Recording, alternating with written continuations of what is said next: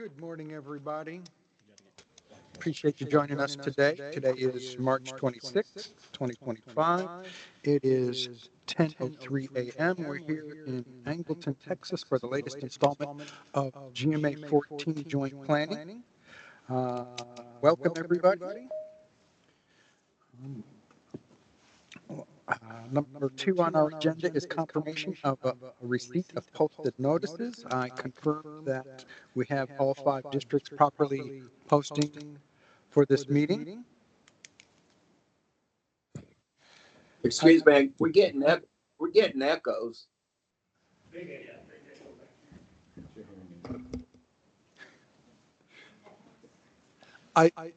Item 3 on the agenda is welcome and introduction. Why don't we start down here on my right, Mr. Ashmore? Well, howdy, y'all. I'm Gary Ashmore, and I take care of the Lower Trinity Groundwater District. Did y'all hear me without the mic on? But did the recording hear you? Oh, recording. Good morning again. I'm Gary Ashmore, take care of Lower Trinity Groundwater District. Zach Holland with Bonnet GCD. Against Missouri County GCD. Sarah Kuba with Lone Star Groundwater Conservation District.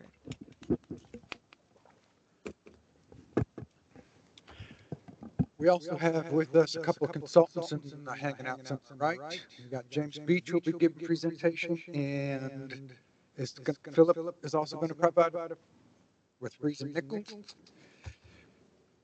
We'll get to We're that getting in a echo. few minutes.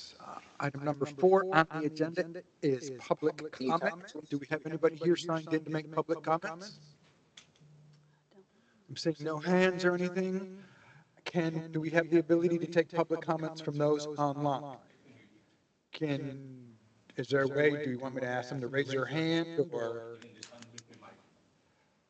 do what with their mic? Unmute your mic if you have any questions for our online folks during our public comment period. And identify yourself and we'll go from there. How many online do we have? 7? Did you say 7? Yeah.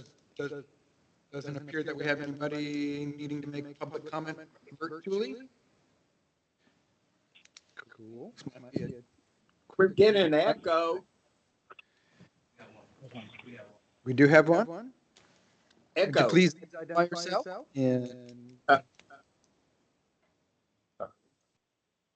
It's Joe Garcia. I think you might have too many mics on. too many mics on. Mine's the only one I'm seeing on here. Oh, there. Gotcha. Your computer has one also, so. Yeah, can't put up with that. Is it a feedback issue on the internet is what they're getting or something? No. Okay. Yeah, her mic is on her laptop. Okay. So any of the folks participating virtually want to make a public comment? Unmute and fire away. Not hearing anybody. We're going to move along then. Item number 6, update from the 5, discussion and possible action to approve minutes from the February 3rd, 2025 joint planning meeting. When I was printing a copy out to bring to this meeting for signatures, I did make a very minor change. I did reformat and take out a few spacing. No, not even a single letter was changed other than spacing, so it perfectly fit on 4 pages instead of having one word on a 5th page. And I did put that in the Dropbox folder as reformatted. I'll make a motion to approve the minutes. Gary will second. Having a motion and a second on the minutes. Anybody need to provide any comments on it? Not hearing anybody. Everybody in favor say aye. Aye. Anybody opposed? Unanimous on the minutes. Now we get to item number 6. She's probably still hung up in traffic, so you may want to come back to it. Oh, She ain't here. she didn't hear you, huh? Miss Natalie. Okay, item number 6, and Miss Natalie Ballou is not here yet. We will put that on hold for now. And judging from my drive here, it was a little bit hectic and traffic was not the most friendly, so she may arrive late is all. We'll move along to item number 7, update from Lone Star GCD regarding progress on the district's coring project. Okay, we have nothing really new to offer the GMA outside of last month's update on the subsidence study, the coring project in Porter.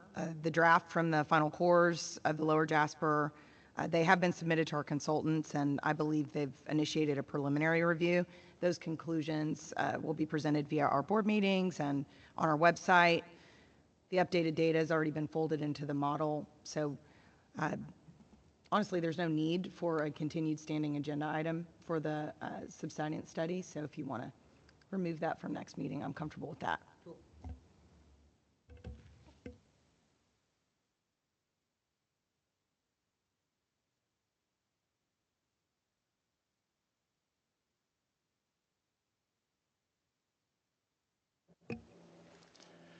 Do we have anybody working on that echo? There's nothing we can do about it? Sounds good. I think I'm taking care of it. Okay. Okay. Okay, moving along to item number 8, update Lone Star GCD discussion possible action regarding the Gulf 2023 model update. This is with regards to the tweaks they're making for us on the Gulf 2023 model.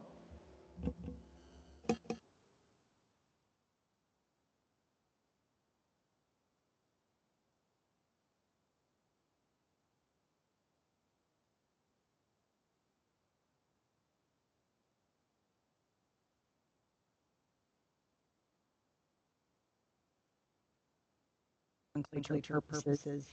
We've got Velma Danielson, who's completed or worked on several other GMA projects, planning projects. She's wrapping up checklists for us and wrangling it all together for that submission.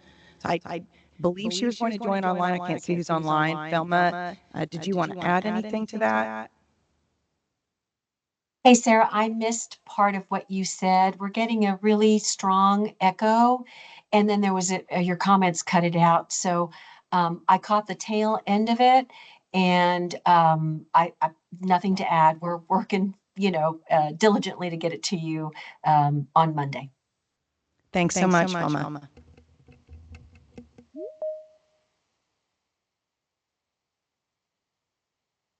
Notice we cleaned up.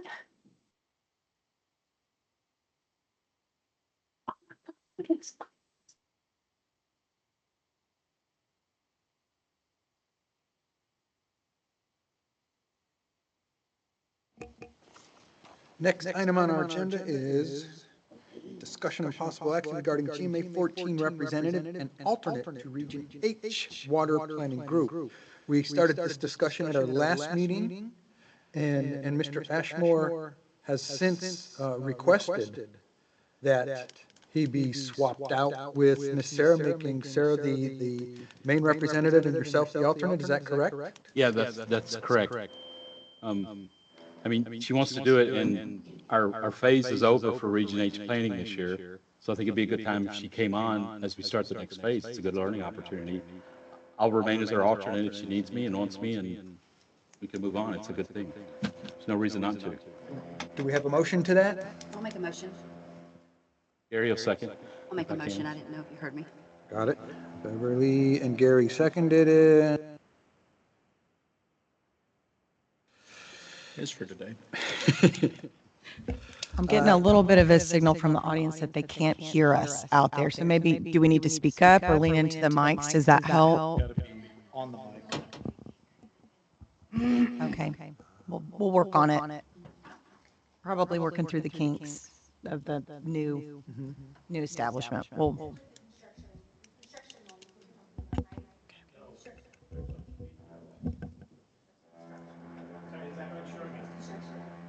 Ah.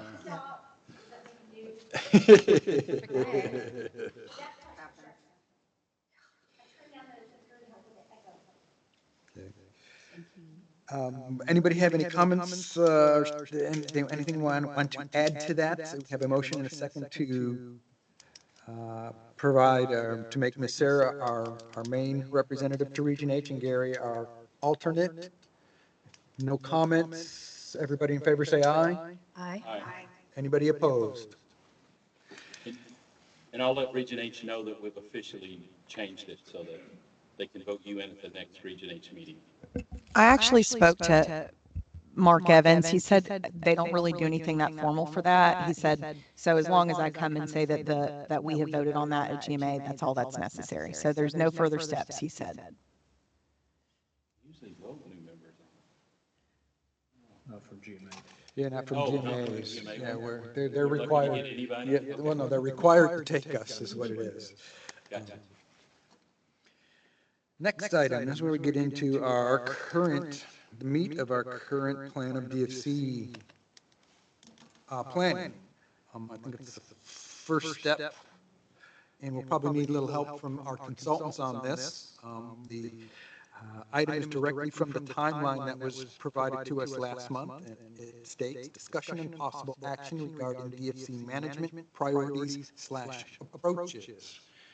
And my take on that is, are we looking at, do we want to set our DFCs in the same manner? Do we want to go at it at that same approach? Is that what we're looking at for that particular item? Yeah, I believe, can y'all hear me? There we go. I guess I would be interested in hearing if the districts have any thoughts about where changes might need to be made, or different metrics might need to be considered, or different approaches.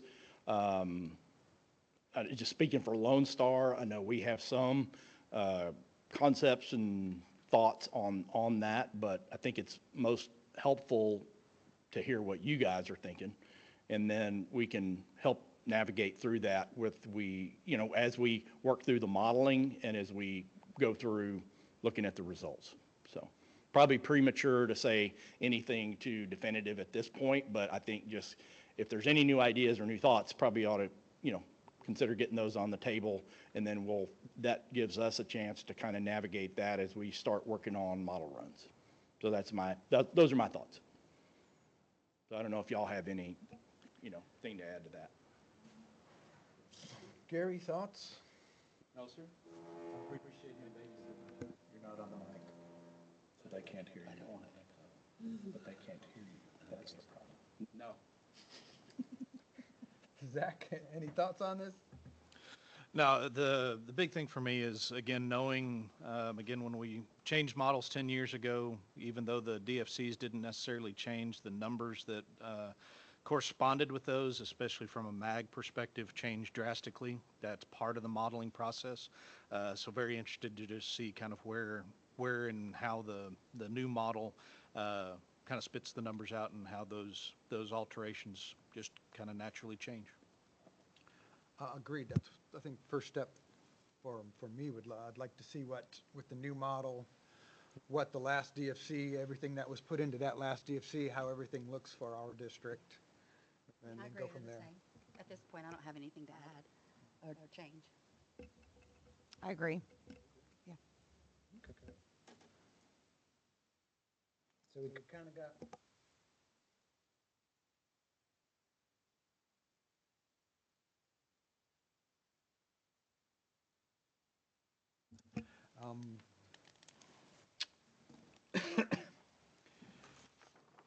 Next item on the agenda is item 11, discussion and consideration of aquifer uses or conditions within the management area, including conditions that differs substantially from one geographic area to another, as required by Texas Water Code 36108D1. Mr. Beach, you got this one covered? Yes, sir. Thank you. And just one final note, y'all had mentioned about the DFC run and the MAG run with the new model. Those weren't quite ready today, but that's the intent, is to bring those next time as a starting point to those discussions. Um, So just as a reminder, I think everybody knows this, but the overarching responsibility of the GMA is to, set some balance between the highest practicable level of groundwater production and conservation, preservation, protection, recharging, prevention of waste of groundwater, and the control of subsidence. And then in that overarching objective, you've got these 9 factors to consider. Today, I'm talking about aquifer uses and conditions, and then Philip's going to bring the second one, supply needs and management strategies from the last water plan as the first 2 that we'll cover. Specifically, Chapter 36 calls for aquifer use, the factor being aquifer uses and conditions within the management area, including conditions that differ substantially from one geographic area to another. I think it's really important to contemplate in GMA 14 just how drastic things are from one area to the other with regard to uses and the growth in some areas versus others. And so as we step through here, you'll see some of that just looking at the data from the Water Development Board. Just as a starting point, obviously the Gulf Coast is the aquifer of focus for GMA 14. You do have slivers of Carrizo-Wilcox that was determined to be non-relevant for joint planning purposes in the previous rounds of planning. Unless we hear differently, we're moving with that assumption again. The minor aquifers, as you can see, most of them are on the northern edge of GMA 14, Yewa-Jackson, and Queen City, Sparta, Brazos River alluvium obviously is in GMA 14. All of these aquifers were considered non-relevant for joint planning purposes. And just as a reminder for those who may not be familiar with that language, that means you can still have spacing and any other rules apply to those. It's just that for joint planning purposes, they don't affect the planning that's done here. And so that's what that term means. Doesn't relegate them to some non-regulated environment. It's just for joint planning. So aquifer uses. So we're relying on TWDB data for everything you're going to see in this assessment. So some of the districts obviously are tracking pumping in a different way than what the Water Development Board does. They use a survey to gather information from each of the water user groups, and that's how they estimate demand and use. And so you can see the definitions that are given by the Water Development Board and how they group things and what some of those groupings really mean under municipal. That also includes the things you would normally think of: city-owned districts, water supply corporations, et cetera, private, commercial, but it also includes non-surveyed municipal, which is rural domestic. So they try to estimate what that number is and include it here also. Manufacturing, livestock, irrigation, those are fairly self-explanatory. Mining, some people forget that includes oil and gas. Not a huge use here in GMA 14, but it does include oil and gas, coal, sand, gravel, all the material mining that goes on out there, and then steam electric power, again, the consumptive use there. The summary is based on 2022 data from the Water Development Board. That's the last year when we started this assessment, at least. That was the last year that was fully available. And so the total pumping in GMA 14, according to the Water Use Survey, is almost 700,000 acre feet. You can see the number there. And then what we're going to talk about with aquifer conditions is basically just a handful of selected, and we'll take a look at some of those as we, look at the differences and across GMA 14. So looking at the total pumping in GMA 14, as expected, most of it is defined as Gulf Coast aquifer. The other aquifer designation in the Water Development Board data is essentially just the category where groundwater gets put into in the survey if people don't know where they get their water from. If they don't know if it's Chico or Evangeline or Jasper, they just might say it might get shoved in the other aquifer category. Most of that green is going to be Gulf Coast. It's just the way the survey is done and how it gets characterized and categorized by the Water Development Board. You can see a little bit of the change in how that was done. If you look at the graph on the right, they're all of a sudden in the 2010 era, the other category started to jump, and the Gulf Coast category drops, and so you've got that offset there to make up the total, just due to nomenclature and designations in that survey. So essentially, again, right at 700,000 acre-foot per year being pumped in 2022.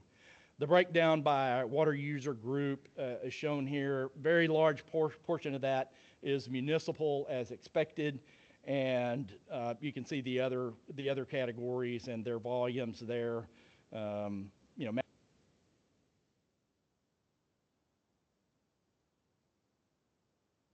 with regard to the counties and how they rank, you can see there Harris County, very large portion of the production, Montgomery County, Fort Bend County, everything in the greater Houston area that's growing and has a lot of demand. Those are the big ones, and then the smaller ones come in the other slivers around.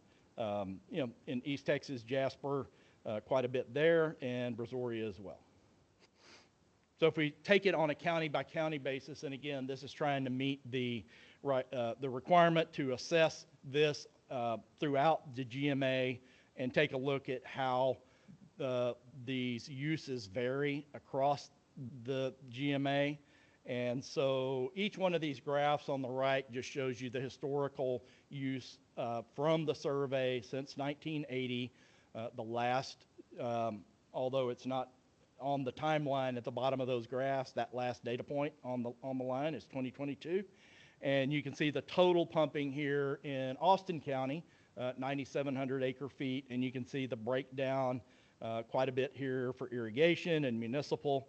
And then note also, as we step through the graphs on the right, they all have their individual unique axis for pumping, and so it's meant to be formatted that way so you can kind of see the variability through time. But for instance, in this case, you're seeing that on average, you know, you're looking at about that 10,000 acre foot in Austin County. Well, obviously, when you get to the counties that have much larger use, that axis is going to change, and you're going to see Harris, Montgomery, Fort Bend. Those are going to have very different axes than these graphs here. So all that's included in the handout that was on it was in the Dropbox, but I just wanted to point that out to be clear. Brazoria County, again, large use there for municipal. What's in Chambers County?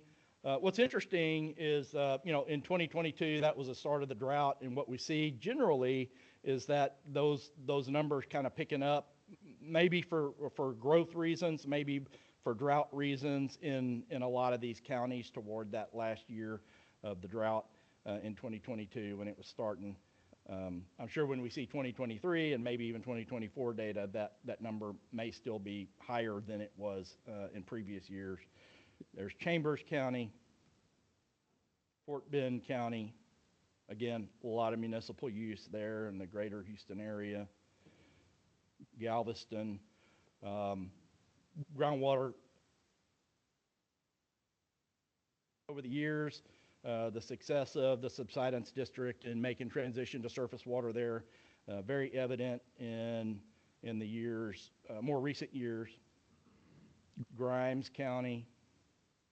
Again, quite a bit of difference in the numbers. Total pumping here is, you know, on the order of 3,000 to 4,000, 5,000 acre feet compared to other counties.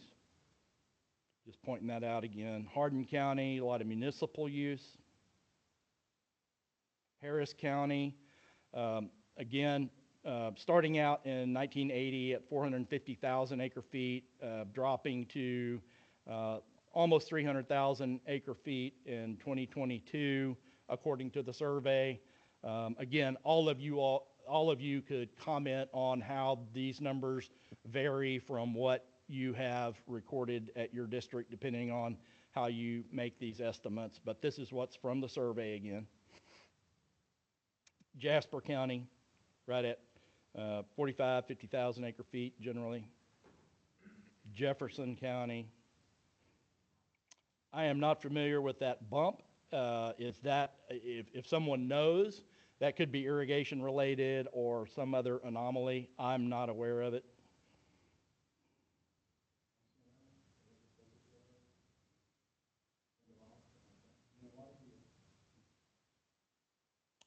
Liberty County.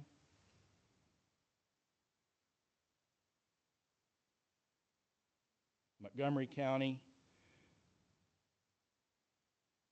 Sarah, I think when we look at this data, it's generally certainly following the right patterns, and we see that uptick in 2022 with the drought kicking in there, but on the right order of magnitude for sure, compared to what y'all keep there at the district. Mostly municipal use, of course. Newton County, Orange, Polk, San Jacinto, again, 1,500 acre feet up to 3,700, so very different out in some of the more rural areas. Tyler, Walker County, Waller County. So here we have quite a bit of irrigation. One of the few counties that has more irrigation than municipal pumping. Washington County. Again, uptick toward the last few years, but compared to most of the other counties, still fairly small use.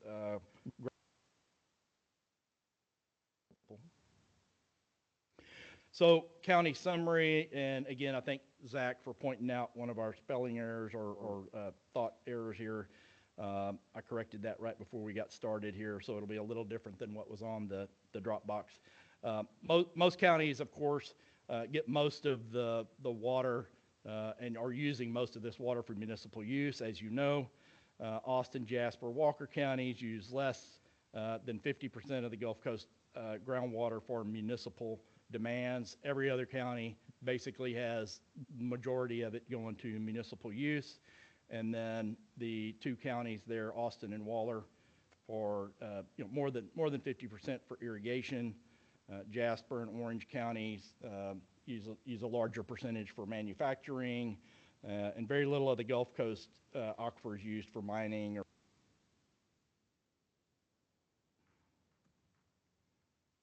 If we switch to looking at hydrologic conditions and step through some hydrographs, if we start with San Jacinto County, you can see there that is a Jasper aquifer well. You can see water levels about 250 foot below ground surface, and these are just selected hydrographs in the county. By no means do they tell the whole story.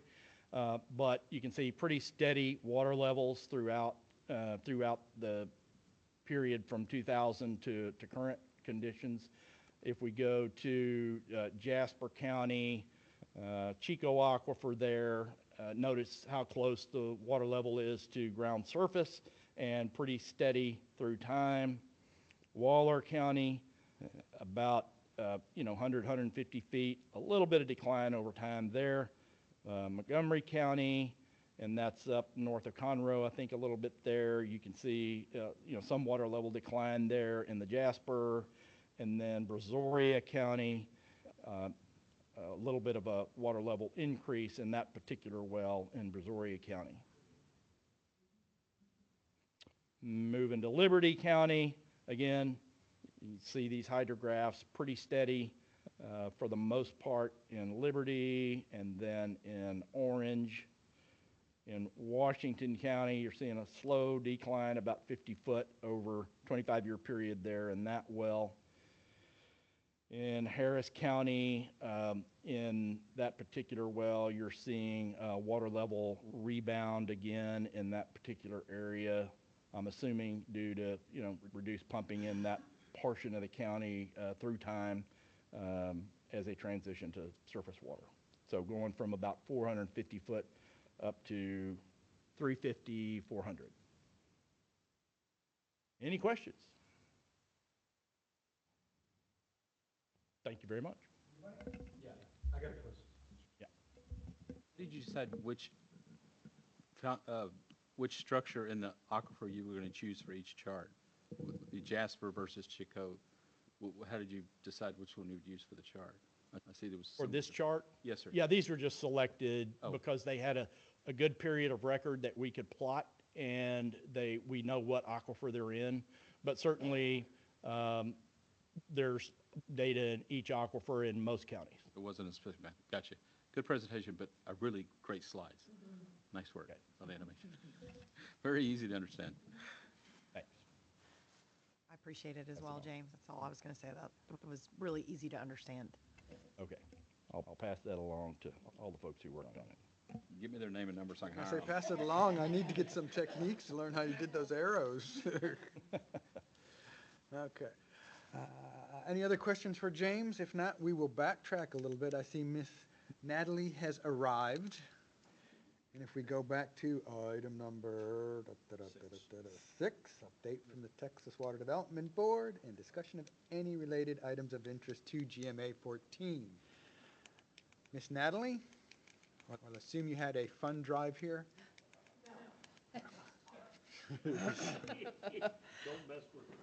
I only have one update for y'all. Apologies I'm late. I got delayed on, oh yeah, sure. Yeah, sorry for the delay.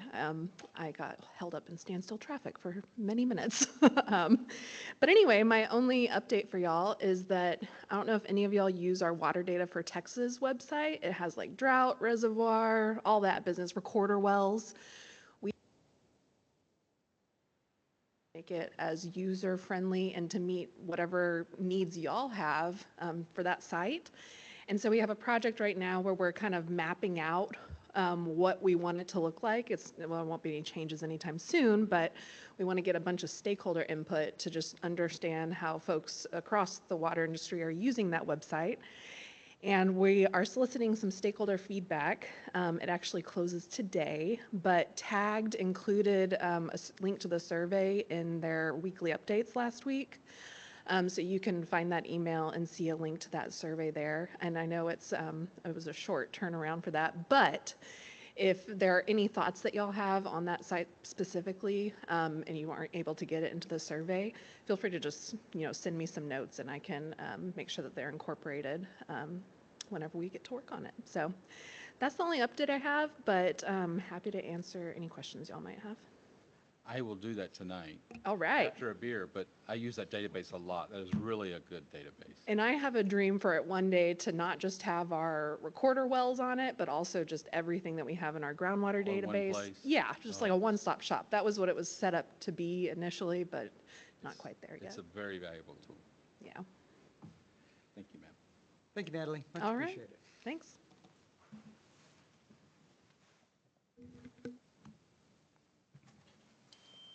Moving forward again, item number 12, discussion and consideration of the water supply needs and water management strategies included in the state water plan as required by Texas Water Code 36108D2. Mr. Tosser, how are you doing this morning, Philip? Good, good.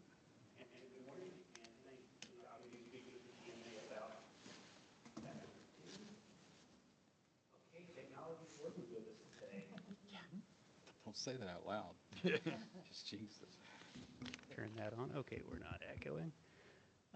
Yeah, and before we get into the numbers, just want to go through briefly and talk briefly about the relationship between the GMA and state water plan processes that develop a lot of the projections for demand, supplies, needs, and go over some key terminology that are common everyday phrases but used in a very specific way by Water Development Board. and the status of that overall process, ongoing process, and then dive into some of the numbers heavily on the demand end, because that's really the foundation of the state plan and really sets the stage for a lot of the analysis of needs and supplies. And then in the packets that I think are posted to the Dropbox, there are a lot of slides on the detailed data. I think 40, 50 slides in there. Don't worry, we're not going to go over those individually. That's just digging into the data at the county level a little more specifically, and also has some observations for each county on what's different between the 22 state plan and the ongoing regional state planning process. Just the key things that are different, why, what strategies are recommended for that. But we'll not go over those in detail today.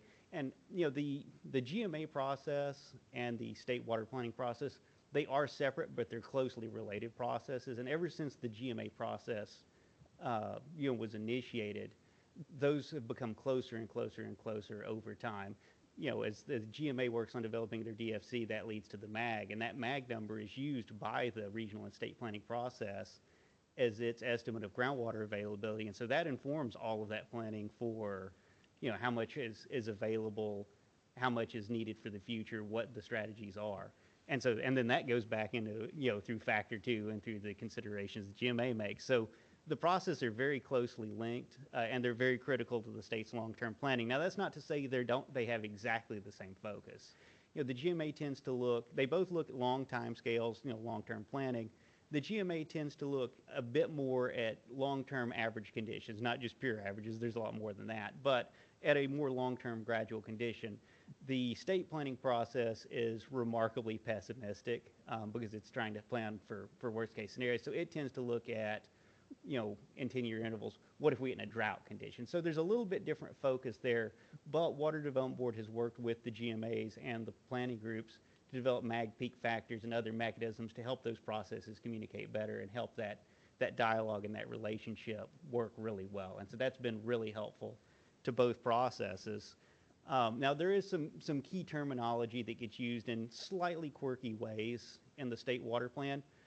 Perhaps the least quirky is water demand. No surprise, and I think these are paraphrasing Water Development Board's formal definition, but basically water demand is the water you need for people, for industry, for agriculture under dry year conditions. And that's the real quirk for the state planning process, is that look at dry year. So it's not just what we normally think of water demand, but kind of a worst case water demand or a conservative case water demand. Similarly, existing supply is not just in the regional and state plans how much water is statistically available or available under average conditions, but it's how much is available during a drought and the end users can get it right now. So not just is the water there and is it reliable, but are the wells, the pipelines, the contracts, the ownership and water rights all in place so they can get to the end user. So existing water supply is what you can physically get today. You take the demands, you compare the supply, and that difference is needs. And Water Development Board very specifically does not use the term shortage.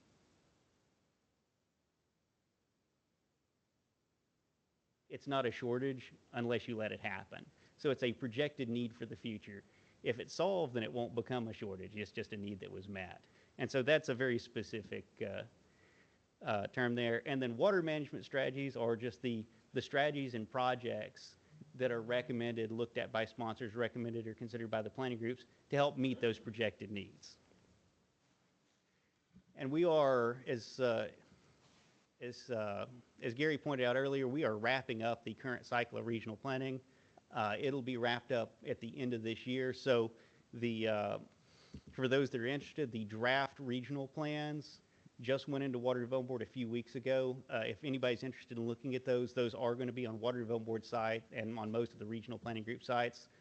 Those are already up. There'll be a public hearing process for the different regions. The timing varies by region, but that'll be starting really, in the next few weeks to the next couple of months. And so you can find information of that, maybe getting some notices in the mail. Also, Water Development Board has got a draft version of their interactive state water plan. So you can see that data through an easy interface. So if you don't feel like digging through multiple 1,500, 2,500 page reports, that is out there and helpful. Later this year, toward the end of the year, the final regional plans will go into Water Development Board. And then middle to late next year, the 2027 state water plan that compiles that data will be coming out. Now that is a little late in this GMA cycle. The water demands from the ongoing cycle are set in stone. Those are already adopted, but everything else, the analysis of existing supply needs, strategies, that's all draft. So that may be getting fine-tuned. And so a lot of the following slides are focused primarily on that adopted 2022 state plan. So if you see anything colorful, that's the adopted state plan. Any gray dash lines that you see are the draft data that may change a little bit. And the next 5 or 6 slides will probably be the least exciting part of that. But looking at water demand, just a quick rundown of the methodology to give some background, going category by category. And again, I'll try to go quickly because I'm probably the only one that gets super, super excited about the details behind this. But for municipal demands, which are a big, as you saw from James' presentation, a big part of a lot of the GMA, those and all of the other projections start at Water Development Board. And for municipal demands, Water Development Board works with the Texas Demographic Center to develop multiple migration scenarios to project demands out over a 50-year horizon. And that goes out. There's some other data sources that get considered by different regions. Some of the regions request changes, alternate growth scenarios for different counties, and some of the west of the GMA, some of the counties are using some additional data from the subsidence district. But by and large, it's a very detailed population projection study, and those population projections are combined with recent historic dry year demands to try to get a fairly reasonable projection of what the municipal demand would be in dry years. There's a little bit of built-in conservation, but not much. And you can see from the graph there, that green line was the 2020 state plan. The numbers this time for population and municipal demand are a little lower after around 2050. But if you look at the scale there, it's still a heck of a lot of water. So the municipal projections, which do include, as James pointed out, do include the rural growth as well. This is not municipal, just big cities, but everybody. Still a heck of a lot of water. Irrigation, the state takes a look more at a recent average. Now, a lot of the regions do request some adjustments to that. Instead of just looking at a 5-year average, looking back 10 years, they're saying instead of the average, let's use, say, our second highest year, things like that. So that gets fine-tuned quite a bit, but different counties and different regions, and is held level just as a cautious assumption. In a lot of areas, the irrigation usage has declined over time. But by and large, if the board holds those projections steady to not underestimate. Livestock volumetrically is not a huge demand in the GMA. It's also, but it is one that is a little tricky to figure out, and that's the case for most areas because it's often not reported. You've got stock ponds, you've got little wells, perched shallow wells, not a lot of reporting, and so Mr. Ed is not sending in his water bill. So have to do things a little indirectly there. So the state does the best they can with head counts and then unit demands, how much is a horse using a day, things like that. It's pretty tricky. You can see for the comparison between black, there's quite a bit of difference. That's intentionally a little cautious just because it is hard to get really fine detail on that one. So it's important to the people that have those operations. Magnitude-wise, it's not a huge portion of the region's or the GMA's overall demand. Now, manufacturing is one that is very different between cycles, and this comes from Water Development Board looks at employment, at growth data, a lot of different things. And in the 2022 state plan, there was an assumption based on some statewide trends that the manufacturing demand would level off after about 2030. And statewide, that holds generally true based on the feedback from a lot of the planning groups, particularly some in this area that have a lot of growing manufacturing. The board revised their methodology, and so for the ongoing regional and state plans, you can see from that dash line that they're showing some growth again in some areas, and GMA 14 is definitely an area where there's some projected manufacturing growth quite a bit. So that's a big difference both in the shape of the curve and the magnitude there from last cycle. Philip, may I ask? Yes. What's obviously going to end up being a stupid question. Is manufacturing include the production or the withdrawal of oil and gas? That falls under the mining. Undermining, Yeah. okay. I've And always wondered that. the board has some, there's some of these that are a little weird. The board has some very specific definitions of these that, but manufacturing tends to be heavy industry fabrication. It does exclude light industrial commercial, which ends up under municipal. And then there are some things that you would normally think of mining that end up in manufacturing. There's some things that, and it's by NAICS code, and I can't for the life of me remember what NAICS stands for, but they have a very specific list they use. Would a refinery also be under mining then? That would end up under manufacturing. Okay. Yeah. Thank you. Yeah, I just always was curious about that. Yeah, and they've got I can't remember their definition off the top of my head, but they actually, I think, have specific lists of industry codes they use to figure out where to draw those lines. Since he stopped you, I'll ask a quick question too. I know that through this cycle, there has been a lot of discussion on data mining centers and even the hydrogen construct. Where are those falling into? Because again, they hadn't previously kind of been part of the definitions of anything else. They're now becoming kind of more of a user, whether they're tied into existing users or defining their own. So just asking a quick question on how those are being implemented in moving forward. For the most part, for the ongoing cycle, they're not. Anything that was already there, is shown, and I can't for the life of me remember if that falls under municipal or manufacturing, but for the most part, because so much of that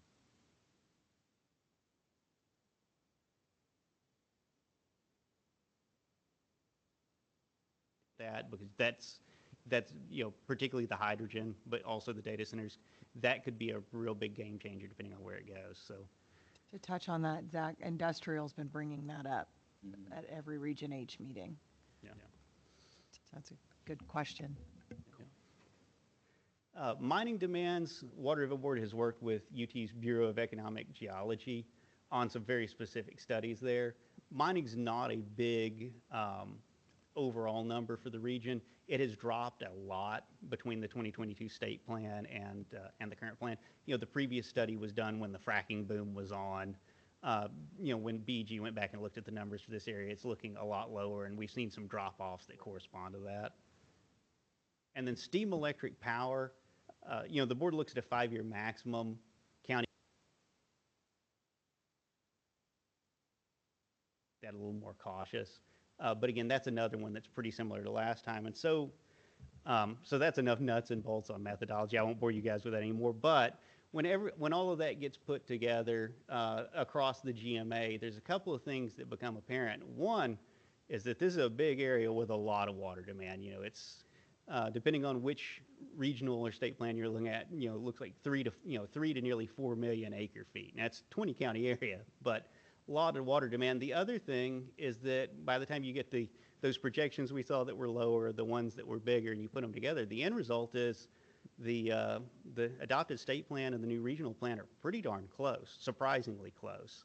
The other thing that you may notice from this graph is it looks like there's a weird jump between the historic data and the projections. And again, that goes back to the planning process being based on dry year demand. So if you take some of those peak historic years and draw an imaginary line, that makes a lot more sense, and that's why there's a jump up.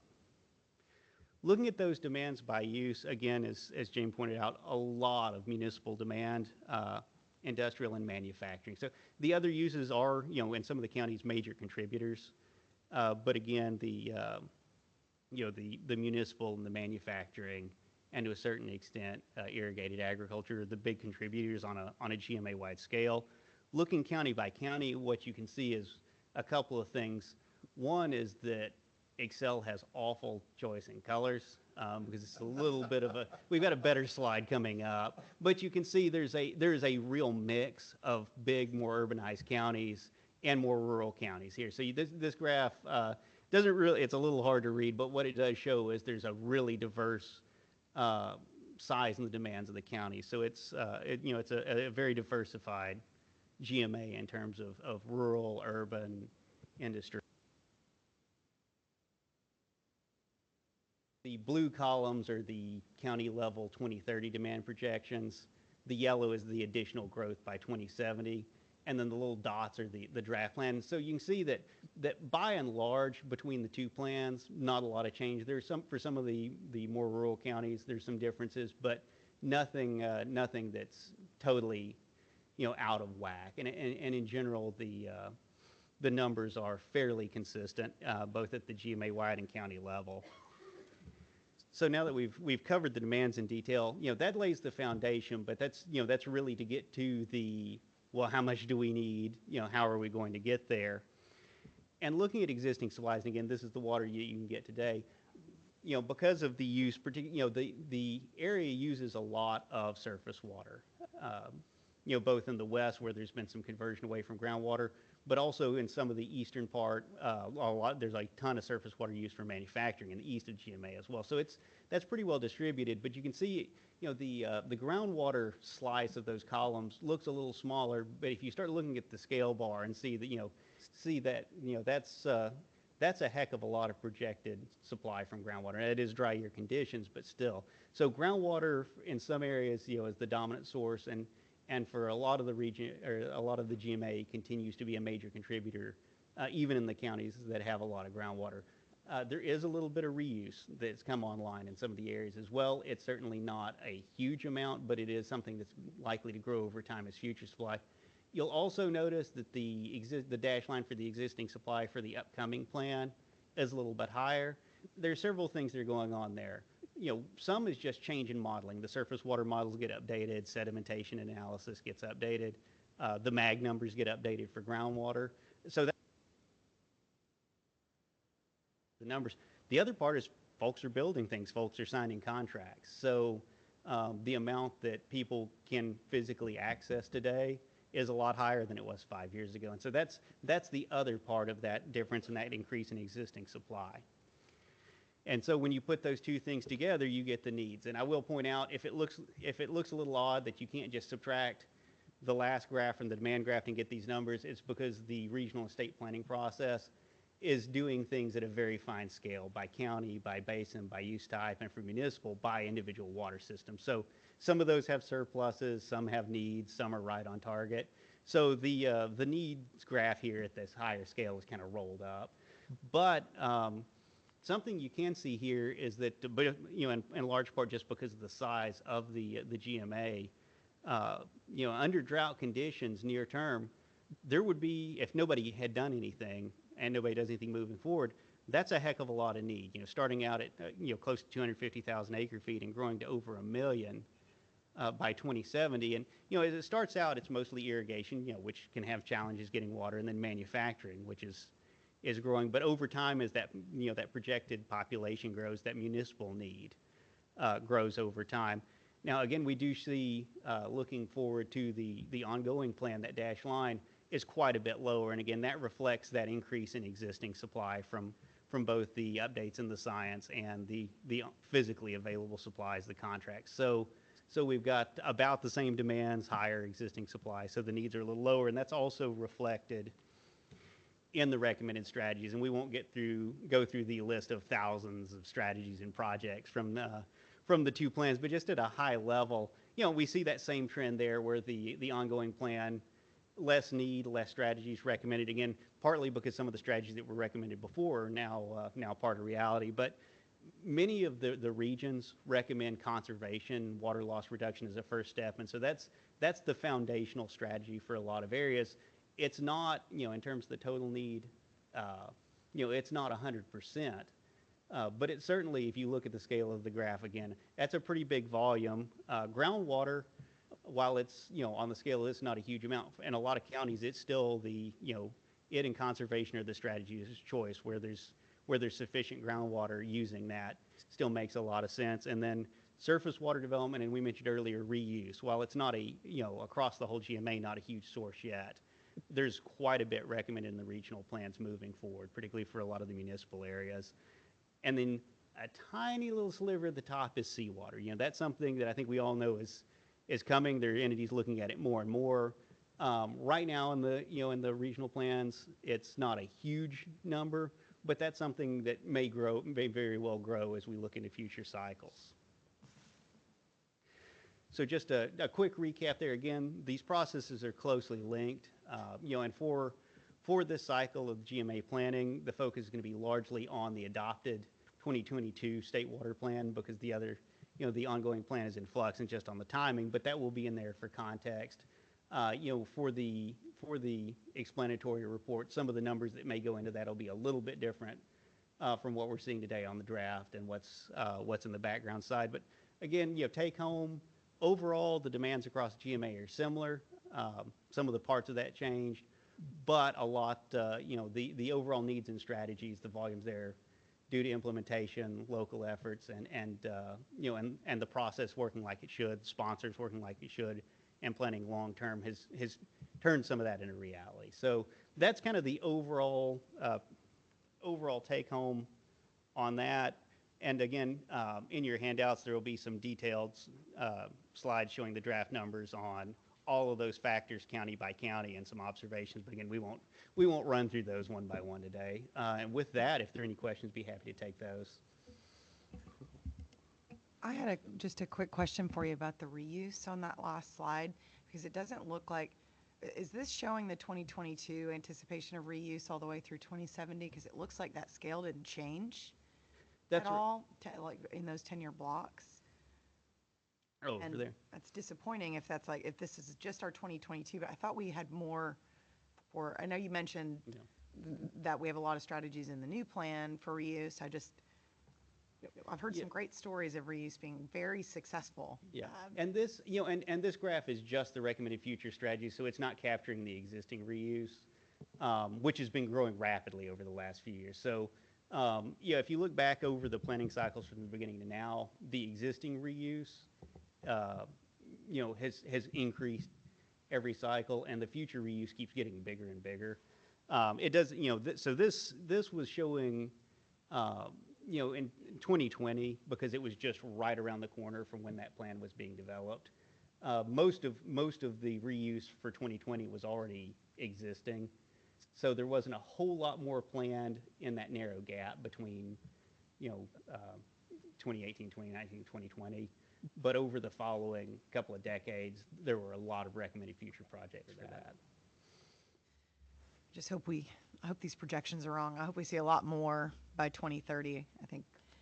Yeah, and I think in the new plan we're seeing and it varies from county to county, but I think there are, with the recent droughts we've had, everything else going on, people are really starting to look at as master plan communities are coming on. We're hoping, it varies, but we're hoping to see more and more of those embracing reuse, because it's a lot easier to build with purple pipe than it is to try to go back and dig up the ground and put it in after the fact. Absolutely. Anybody else have any questions for Philip? Nice. Thank you, Philip. Again, Thank great you. presentation. Thank you so much. Thank you, guys.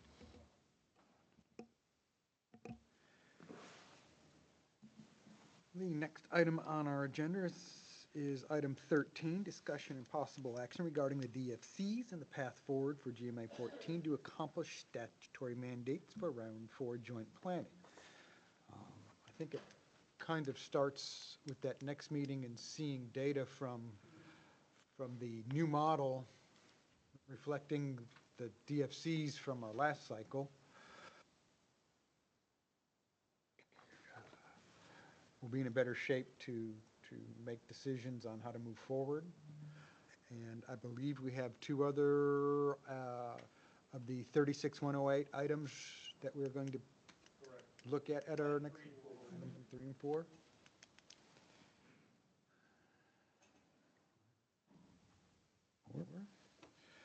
Does anybody have any input for this? Any additional input for this? I think waiting to see what we get on the model at the next meeting is going to be real important and interesting to see and helpful. Personally, I don't have any suggestions on moving forward other than getting to that next meeting. Yeah, I agree. The model files are out there, so anything you want to bring back to the group to run, I think that would be great to have that conversation. Cool.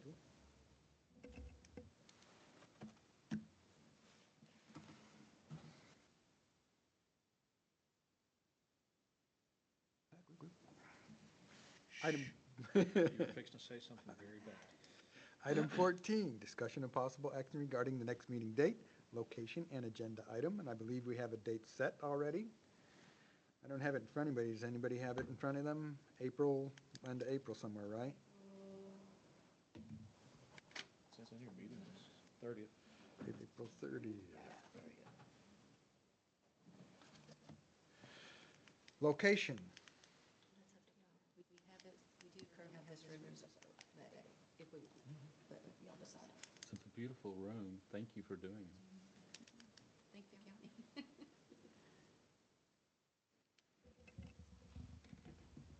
I have no preference. I can make a suggestion. I don't want to, if you said you've already got it reserved for April 30th, so, I mean, I'm comfortable with that if you want to use Angleton again, or this Brazoria County location. I was hoping if we can for the May and June, since those items are going to have a lot of participation by our stakeholders, be hosted in Conroe. That way, we'd be doing 2 here, 2 in Conroe, and then we could take it from there. That would be my suggestion if y'all are comfortable with that. I'm cool with it. Agreed. I agree. Agreed. I can. Okay. So we'll meet here at 10 o'clock. Hopefully traffic will be more cooperative for everybody. And no construction. I'm sorry, 10 a.m. running. 10 a.m., yes. Thank you. Yes. Agenda items. Any additional items other than reviewing our normal things, reviewing model data, DFC model data in the new model, and then the items 3 and 4 that are on the previously approved?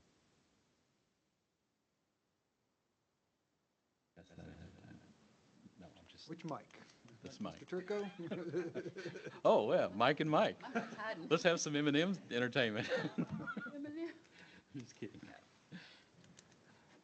Okay. That being said, it looks like we have our next meeting set. And we're rocking and rolling, and I adjourn this meeting at 11:05. Thanks, everybody. Thank you. Folks online, if you're still there, if anybody could give us some feedback on what it was like out there, it would be appreciated. You can either get a hold of Brazoria, Mike here at Brazoria, or myself at Southeast Texas, either way, and we'll get that, see if we can make it better for next time. And have a great day, everybody.